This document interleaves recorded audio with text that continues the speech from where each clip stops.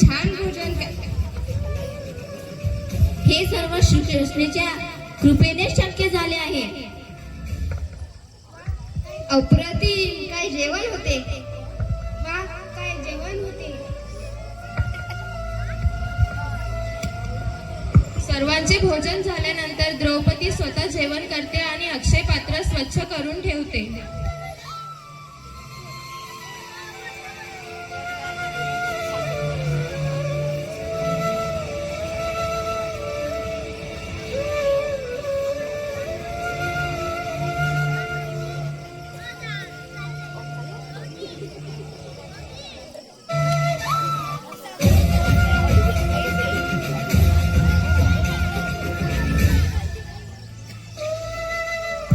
युधिष्ठिरला पांडवांचा बदला घ्यायचा असते म्हणून तो ऋषी दुर्वासा आणि त्यांच्या 60,000 शिष्यगणांना वनवासात गेलेल्या पांडवांकडे पाठवतो, जेणेकरून पांडव ऋषी दुर्वासा आणि त्यांच्या शिष्याची भोजनाची व्यवस्था सुरळीत करू शकणार नाहीत आणि ऋषी दुर्वासा त्यांना श्राप देतील.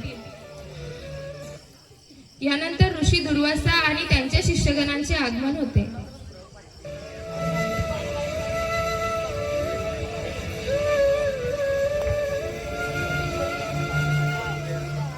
प्रणाम ऋषी दुर्वासा.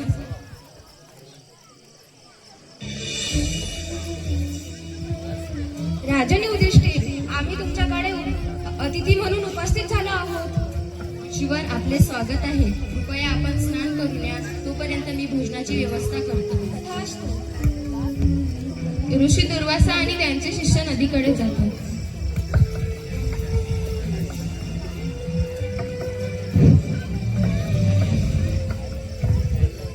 द्रौपदी, तू जेवण केले का?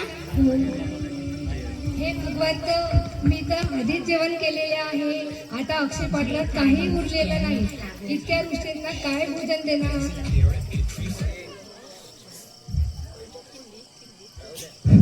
जर भोजनच दिले नाही तर दुर्वासा ऋषी क्रोधित होतील.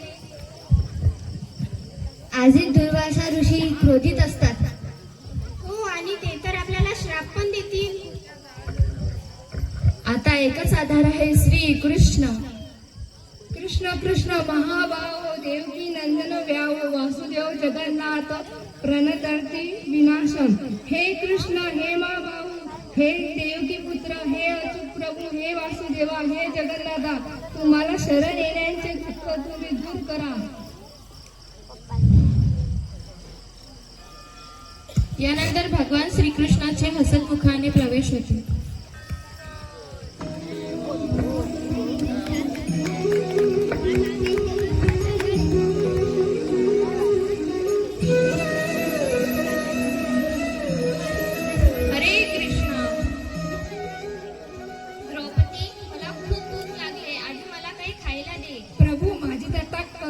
अक्षय पात्रात काहीच उरलेलं नाही. अरे, तू अक्षय पात्र आणून तर बघ. द्रौपदी अक्षय पात्र आणते.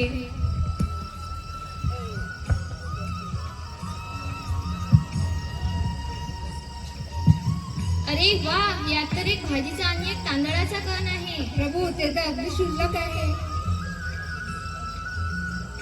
भक्तीने अर्पण केलेला एक कणही मला संपूर्ण विश्वा एवढा प्रिय आहे. श्रीकृष्ण तो कण खातात. आहा, आता माझे पोट भरले. यानंतर नदी किनारी गेलेल्या ऋषी दुर्वासा आणि त्यांच्या शिष्यांना अचानक तृप्त वाटू लागते.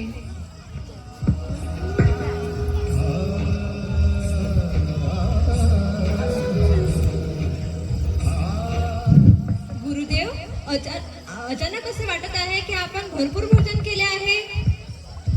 गुरुदेव, मला पण असे वाटत आहे की माझे भोजन भरपूर झाले आहे. हो, हे निश्चितच भगवान कृष्णाची लीला असेल. आता आपण जर पांडवांकडे गेलो तर त्यांचा अपमान होईल. त्यामुळे आपण आता परत जाऊया.